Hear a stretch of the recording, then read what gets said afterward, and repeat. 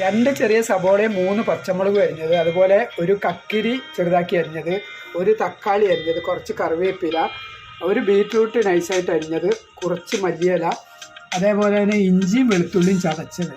നമുക്ക് ഒരു അടിപൊളി ഫുഡ് ഉണ്ടാക്കിയാലോ. നല്ല ഹെൽത്തിയും നാച്ചുറലും ശരീരത്തിന് വളരെയധികം പ്രയോജനം ചെയ്യുന്നതുമായിട്ടുള്ളൊരു ഫുഡാണ്. ഇതിൽ ഇനിയും 1-2 ഐറ്റംസ് ചേർക്കാണ്ട്. അപ്പോൾ നോക്കിയാലോ. അപ്പോൾ ചട്ടി വെച്ച് ചൂടായി എണ്ണ ഒഴിച്ച് കൊടുത്തിട്ടുണ്ട്. കുറച്ച് കടുക് ഇട്ട് കൊടുക്കാം. ഇതാ കുറച്ച് കടുക് ഇട്ട് കൊടുത്തിട്ടുണ്ട്. കുറച്ച് ചെറിയ ജീരകം ഇട്ട് കൊടുക്കുന്നുണ്ട്.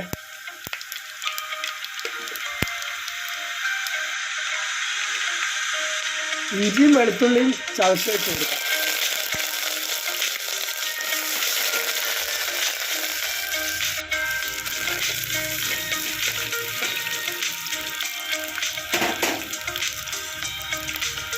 കറിവേപ്പില,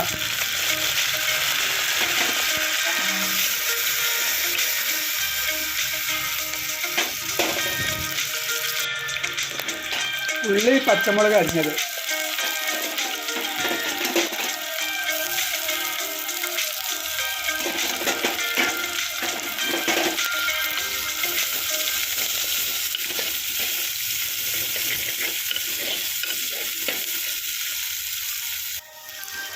കുറച്ച് ഉപ്പ് ഇട്ടിട്ടുണ്ട്. കല്ലുപ്പാണ് ഞാൻ ഇട്ടത്.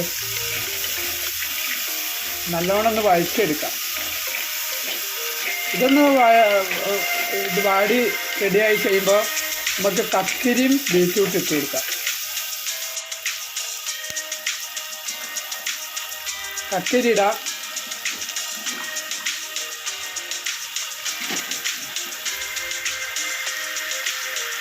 അതുപോലെ ബീറ്റ്റൂട്ട് ഇട്ട് കൊടുക്കാം.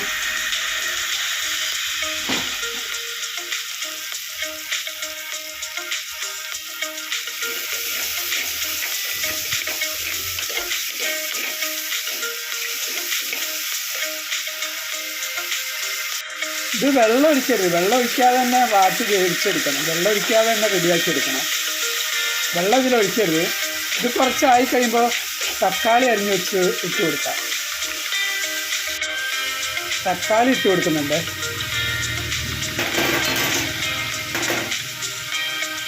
ഇനി നല്ലോണം ഒന്ന് വാട്ടിയെടുക്കാം.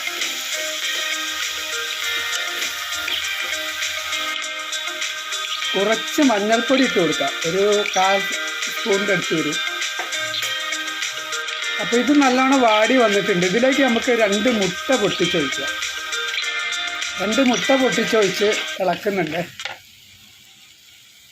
ഫ്ലെയിം ലേശം കൂട്ടി വെച്ചാൽ വേഗം ഡ്രൈ ആവും.